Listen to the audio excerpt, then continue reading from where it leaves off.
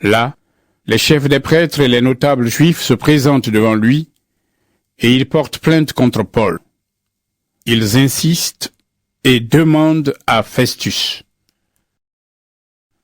Nous t'en prions, fais venir Paul à Jérusalem. En effet, certains juifs veulent tendre un piège à Paul et le tuer sur la route. Mais Festus leur répond. Paul est encore en prison à Césarée, et moi-même je vais bientôt repartir. Vos chefs n'ont qu'à venir avec moi à Césarée. Si cet homme a fait quelque chose de mal, ils l'accuseront. Festus passe seulement 8 à 10 jours à Jérusalem, puis il retourne à Césarée. Le jour suivant, il siège au tribunal et commande de faire venir Paul. Celui-ci arrive. Les chefs juifs qui sont venus de Jérusalem l'entourent et l'accusent de nombreuses fautes graves. Mais ils ne peuvent rien prouver. Paul se défend en disant. Je n'ai rien fait de mal, ni contre la loi de mon peuple, ni contre le temple, ni contre l'empereur. Festus veut faire plaisir aux chefs qui sont là et il demande à Paul. Est-ce que tu veux aller à Jérusalem? Là-bas, on te jugera devant moi pour cette affaire. Paul répond. Je suis devant le tribunal de l'empereur, et c'est là qu'on doit me juger. Je n'ai rien fait de mal contre le peuple juif, tu le sais très bien toi-même. Si je suis coupable, et si j'ai fait quelque chose qui mérite la mort, je ne refuse pas de mourir. Mais s'il n'y a rien de vrai dans ce qu'ils disent contre moi, alors personne n'a le droit de me livrer à eux. Je fais appel à l'empereur. Festus parle avec ses conseillers. Ensuite, il dit à Paul. Tu as fait appel à l'empereur. Tu iras donc devant l'empereur. Quelques jours plus tard, le roi Agrippa et Bérénice, sa sœur, arrivent à Césarée pour saluer Festus. Ils restent là plusieurs jours, et Festus explique l'affaire de Paul au roi. Il lui dit. Il y a ici un homme que Félix a laissé en prison. Quand je suis allé à Jérusalem, les chefs des prêtres et les anciens des Juifs sont venus porter plainte contre lui et ils m'ont demandé de le condamner. Je leur ai répondu, les Romains n'ont pas l'habitude de livrer quelqu'un de cette façon. L'accusé doit d'abord rencontrer ceux qui l'accusent et il doit pouvoir se défendre contre leurs accusations. Donc, les chefs religieux sont venus ici avec moi et sans retard, le jour suivant, je me suis assis au tribunal et j'ai commandé de faire venir cet homme. Ces accusateurs sont arrivés. Je pensais qu'ils allaient lui reprocher certaines choses graves, mais non. Ils se sont disputés avec lui au sujet de leur religion et d'un certain Jésus. Cet homme est mort, mais Paul dit qu'il est vivant. Je ne savais pas quelle décision prendre. Alors j'ai demandé à Paul s'il voulait aller à Jérusalem. Là-bas, on le jugerait pour cette affaire. Mais il a fait appel. En effet, il veut que l'empereur le juge. J'ai donc commandé de le garder en prison pour le moment. Ensuite, je l'enverrai devant l'empereur. Agrippa dit à Festus. Moi aussi je voudrais bien entendre cet homme. Festus lui répond. Tu l'entendras demain. Le jour suivant, Agrippa et Bérénice arrivent avec un cortège important. Ils entrent dans la salle du tribunal avec les chefs militaires et les notables de la ville. Festus donne un ordre et on amène Paul. Alors Festus dit.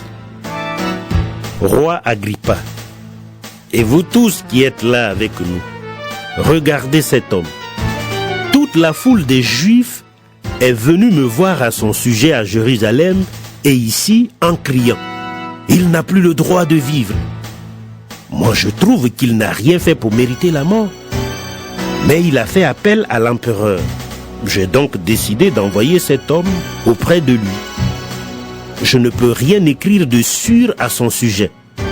C'est pourquoi je l'ai amené devant vous et surtout devant toi, roi Agrippa. Interroge-le et ensuite j'aurai quelque chose à écrire. En effet, envoyer un prisonnier sans expliquer pourquoi on l'accuse, à mon avis, cela n'a pas de sens. Chapitre 26. Agrippa dit à Paul: Tu as le droit de te défendre. Alors, Paul fait un signe de la main et il se défend en disant: Roi Agrippa, aujourd'hui je suis vraiment heureux de pouvoir me défendre devant toi contre toutes les accusations de mes frères juifs. En effet, tu connais très bien toutes leurs coutumes et leurs discussions. Pour cela, je te demande de m'écouter avec patience. Tous les Juifs connaissent ma vie depuis ma jeunesse. Ils savent comment j'ai vécu depuis le début au milieu de mon peuple et à Jérusalem. J'étais membre du parti le plus sévère de notre religion, le parti des pharisiens. Ils peuvent dire que c'est vrai, s'ils le veulent. En effet, ils me connaissent depuis longtemps. Et maintenant, voici pourquoi on me juge. J'espère en la promesse que Dieu a faite à nos ancêtres. Les 12 tribus de notre peuple espèrent aussi que Dieu va réaliser cette promesse. Et elles le servent sans cesse, nuit et jour. Roi Agrippa, moi aussi j'espère cela. Voilà pourquoi mes frères juifs m'accusent. Vous les juifs, vous ne voulez pas croire que Dieu réveille de la mort. Pourquoi donc? Moi-même, j'ai pensé que je devais combattre le nom de Jésus de Nazareth par tous les moyens. C'est ce que j'ai fait à Jérusalem. J'ai jeté en prison beaucoup de croyants. En effet, les chefs des prêtres m'avaient permis de le faire. Et quand on les condamnait à mort, je donnais mon accord. Je passais dans toutes les maisons de prière. Je faisais souffrir les croyants pour les forcer à insulter le nom de Jésus. J'étais vraiment fou de colère contre eux et je les poursuivais jusque dans les villes étrangères. C'est ainsi qu'un jour, je suis allé à Damas. Les chefs des prêtres m'avaient envoyé là-bas avec le pouvoir d'arrêter les croyants. J'étais sur la route, roi Agrippa, et vers midi, j'ai vu une lumière qui venait du ciel. Elle était plus forte que la lumière du soleil, et elle brillait autour de moi et de ceux qui m'accompagnaient. Nous sommes tous tombés par terre, et j'ai entendu une voix qui me disait dans la langue des Juifs: Saul, Saul, pourquoi est-ce que tu me fais souffrir? Pourquoi résistes-tu comme le bœuf sous les coups de son maître? C'est inutile. J'ai demandé: Seigneur, qui es-tu? Le Seigneur m'a répondu: Je suis Jésus. C'est moi que tu fais souffrir. Maintenant debout, relève-toi. Voici pourquoi je me suis montré à toi. Je t'ai choisi pour être mon serviteur. Tu seras mon témoin pour annoncer comment tu m'as vu aujourd'hui. Tu annonceras aussi ce que je te montrerai plus tard. Je t'envoie vers ton peuple et vers les autres peuples, et je te protégerai contre eux. Alors tu vas leur ouvrir les yeux. Ils sortiront de la nuit pour revenir à la lumière. Ils ne seront plus sous le pouvoir de Satan, mais ils reviendront à Dieu. S'ils croient en moi, ils recevront le pardon de leurs péchés et une place avec ceux qui appartiennent à Dieu. Roi Agrippa, à partir de ce moment, je n'ai pas désobéi à ce que j'avais vu et qui venait de Dieu.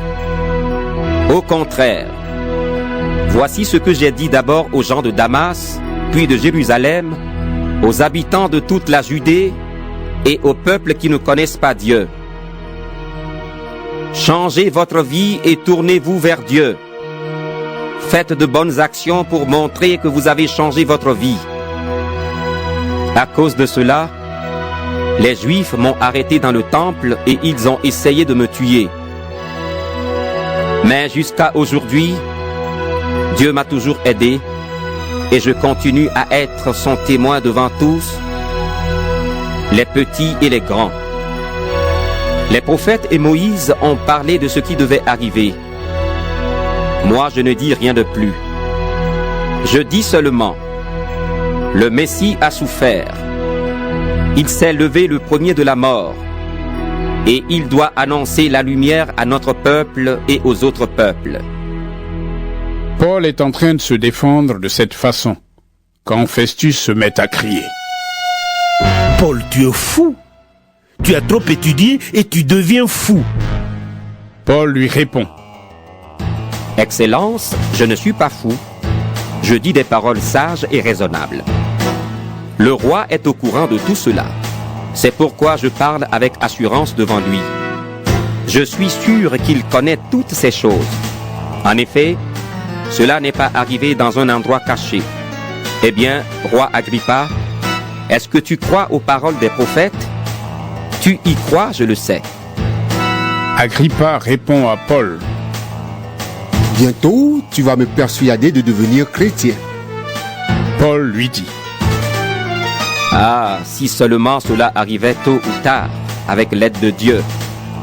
Toi et vous qui m'écoutez aujourd'hui, je souhaite que vous deveniez comme moi, ces chaînes en moins. Le roi, le gouverneur, Bérénice et ceux qui sont avec eux se lèvent. Ils sortent et se disent entre eux. Cet homme n'a rien fait pour mériter la mort ou la prison. Agrippa dit à Festus. On pourrait le libérer, mais il a fait appel à l'empereur. Chapitre 27.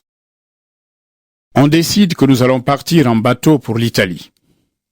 On confie Paul et quelques autres prisonniers à un officier romain appelé Julius.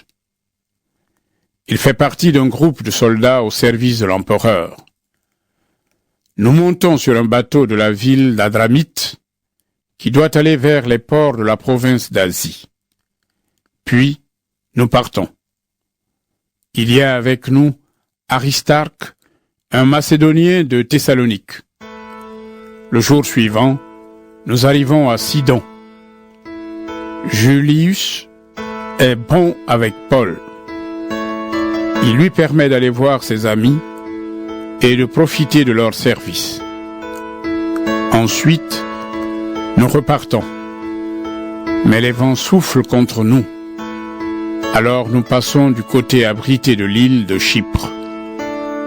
Puis, nous traversons la mer de Cilicie et de Pamphylie.